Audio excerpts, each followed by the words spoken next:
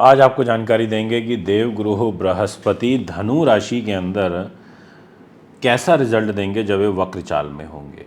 और इनका जो कालखंड है वो रहेगा दिनांक 9 अक्टूबर 2024 से लेकर 4 फरवरी 2025 तक। लगभग 116-17 दिन के आसपास का ऐसा समय रहेगा जिस समय देवगुरु बृहस्पति आपके जीवन को काफ़ी ज़्यादा प्रभावित करेंगे। क्योंकि देवगुरु बृहस्पति अब फ्रंट में ना चल के बैक गियर में ड्राइव करेंगे, यानी कि बैक गियर लगेगा। और जैसे मान लीजिए मैं अभी उल्टे पैर चलने लगूं तो 27 डिग्री पर इस समय देवगुरु बृहस्पति हैं, तो 27 से 26, 25, 24, 23 ऐसे आएंगे। यानी कि इन अंशों से ये ऑलरेडी गुजर चुके हैं पहले, तभी तो 27 पर पहुँचे ना, बट अब वापस फिर जाएंगे क्योंकि अब रेट्रो हो गए। तो ऐसी स्थिति में आपको इसके कुछ शुभ और अशुभ फल मिल सकते हैं।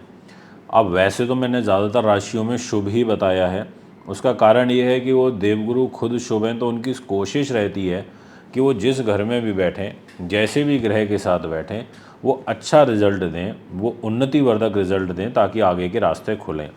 अब देवगुरु बृहस्पति यहाँ बैठे हैं, 2 नंबर में बैठे हैं, यहाँ रेट्रोग्रेड हो रहे हैं, वृष राशि में हो रहे हैं।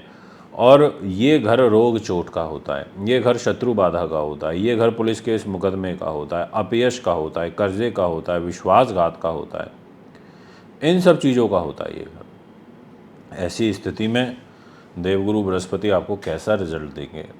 इनके पास क्या है आपकी कुंडली के हिसाब से?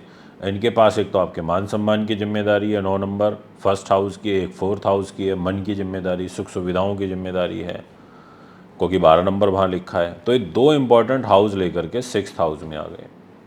अब यहाँ आकर के इनकी 5th दृष्टि तो जा रही है कैरियर पर, इनकी 7th दृष्टि जा रही है व्यय स्थान पर, खर्च पर, वृश्चिक राशि पर, और इनकी 9th दृष्टि जा रही है मकर राशि पर, जिसमें ये नीच के होते हैं, यानी कि एक तरीके से अपनी नीच राशि को देख रहे हैं दृष्टि से।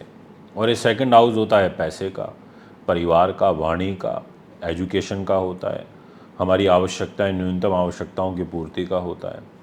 अब यहाँ देवगुरु बृहस्पति आपके जीवन को कैसे प्रभावित करेंगे ये जानकारी मैं आपको दूंगा। अब फल स्टार्ट हो रहा है, इसलिए वीडियो को ध्यान से सुनिएगा। सबसे पहले आपको सादर प्रणाम करता हूँ। अगर आप हमारे यूट्यूब चैनल पर नए हैं तो चैनल को सब्सक्राइब करें, फॉलो करें, बेल आइकन के बटन को दबाएं ताकि तुरंत सारे नोटिफिकेशन आप तक पहुंच सके और आप भी अपने आगे आने वाले कल को समझ पाएँ। हो सकता है आपके माध्यम से किसी और व्यक्ति का भला हो जाए, या उनके मतलब जो उनका जीवन है वो इस वीडियो के माध्यम से आगे दिशा की ओर जा पाए। तो मैं आपसे सबसे पहले यही कहना चाहता हूँ कि दोस्तों, अगर आप विद्या की फील्ड में हैं, यानी कि एजुकेशन फील्ड से ताल्लुकात रखते हैं, तो ये वीडियो आपके लिए बहुत महत्व रखेगी। आप तंत्र, मंत्र, यंत्र, ज्योतिष, आध्यात्म, कथावाचक हो, स्पिरिचुअल लाइफ से जुड़े हुए हो, मेडिटेशन कराते हो, योगा कराते हो, ये वीडियो आपके लिए बहुत महत्वपूर्ण है। अगर आप जुड़े हुए हो विशेष रूप से कंसल्टेशन रिलेटेड वर्क से, यानी कि बौद्धिक स्तर के कार्य जिसमें आपकी फिजिकल एक्टिविटी कम होती है, जिसमें आपका ज़्यादा श्रम दान नहीं होता, सारा मेंटली वर्क होता है, तो ये वीडियो आपके बहुत काम की है। यानी कि देवगुरु बृहस्पति आपको काफ़ी कुछ यहाँ पर आपके जीवन में इन्वॉल्व होते हुए नज़र आ रहे हैं। तो आइए वीडियो की शुरुआत करते हैं। और सबसे पहले आपको ये बताता हूँ कि देवगुरु बृहस्पति आपकी राशि के स्वामी होकर के 6ठे भाव में चले गए और वहाँ जा कर के ये वक्री हो गए। तो ऐसी स्थिति में आपको आर्थिक रूप से चुनौतियाँ फेस करनी पड़ेंगी। इसमें किंतु परंतु और दो मत नहीं है, बहुत क्लियरली कह देना चाहता हूँ। आर्थिक कष्ट आएगा, पारिवारिक कष्ट आएगा, आपको धन का कष्ट आएगा, आपको वाणी से कष्ट आएगा, आपको मान सम्मान में कष्ट आएगा। अब ऐसा मेरा कहने का कारण ये है कि आपका मान सम्मान लेके 6ठे भाव में और उल्टा चलेगा, और फिर यहाँ 9वीं दृष्टि से पैसे को भी देख रहा है, परिवार को, वाणी को देख रहा है। इसका मतलब व्यर्थ के कलह कलेश होंगे, व्यर्थ के विवाद खड़े हो जाएंगे, व्यर्थ के शारीरिक कष्ट होंगे, स्वास्थ्य पीड़ा होगी, शुगर फ्लैक्चुएट होगी, मोटापा बढ़ेगा, पेट काफ़ी ख़राब रहेगा, शरीर में इंसुलिन डिस्टर्ब होगा, इंसुलिन प्रॉपर बन नहीं पाएगा और हेल्थ तो डिस्टर्ब रहेगी, पैसा खर्च होगा हेल्थ पर, और सामान्यतः भी आपके व्यापार के ऊपर पैसे खर्च होंगे। वो कैसे, आप देखिए गुरु महाराज एक तो खुद यहाँ रेट्रोग्रेड हो गए और ये 2nd हाउस और ये 12th हाउस, वे स्थान, इन दोनों स्थानों पर गुरु महाराज की दृष्टि है। एक खर्च एक पैसा, यानी कि एक तरीके से ये हो गया कि आपको मेहनत ज़्यादा करनी पड़ेगी, परिश्रम ज़्यादा करना पड़ेगा और उसके बावजूद भी आपको अपना मेहनताना नहीं मिलेगा, यानी कि जो आप डिज़र्व करते थे उससे कम रिज़ल्ट आपको प्राप्त होंगे। तनाव आपको बढ़ेगा, गुप्त रूप से जो चिंताएं हैं वो यहाँ आपको सताने लगेंगी, और इसके अलावा आपको यहाँ पर माता को कष्ट मुझे दिखाई दे रहा है।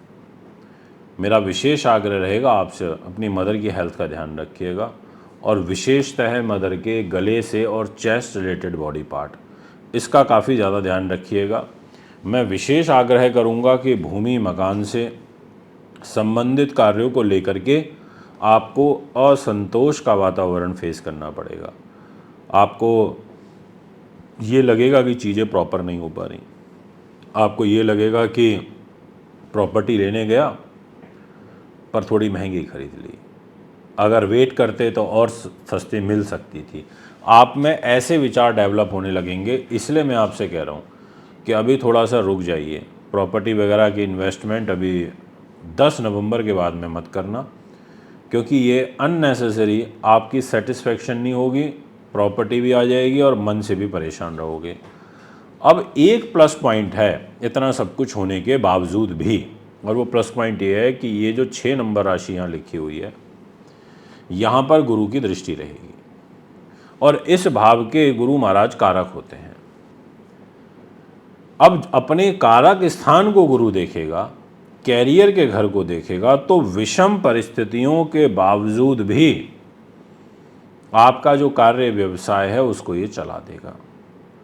नो डाउट कि आपको परिस्थितियां काफ़ी फेस करनी पड़ेंगी, बट फिर भी आपका काम चलता रहेगा, ऐसा ग्रह योग मुझे यहाँ पर दिखाई दे रहा है। यानी कि निर्वाह योग्य जो आय के संसाधन हैं वो यहाँ पर आपके निर्मित होते रहेंगे। बस एक चीज़ बोलूँगा कि अपने गुप्त शत्रुओं से बच के रहना, और विशेष रूप से उन लोगों से बच के रहना जो बहुत मीठे हैं, क्योंकि गुरु मीठे का कारक है, मोटापे का कारक, और जो बहुत ज़्यादा बटरिंग करते हैं, बस ऐसे लोगों से दूरी बना के रखना। ये एक रिक्वेस्ट मेरी आपसे ज़रूर रहेगी इस वीडियो के माध्यम से। तो दोस्तों, ये है आपका एक ओवरऑल पूरा का पूरा लेखा जोखा जो मैंने देवगुरु बृहस्पति का बताया। लंबा समय है, ध्यान के साथ में निकालिए, गुरु की पूजा करके निकालिए। इजाज़त चाहूँगा आपसे। नमस्कार, बहुत बहुत धन्यवाद।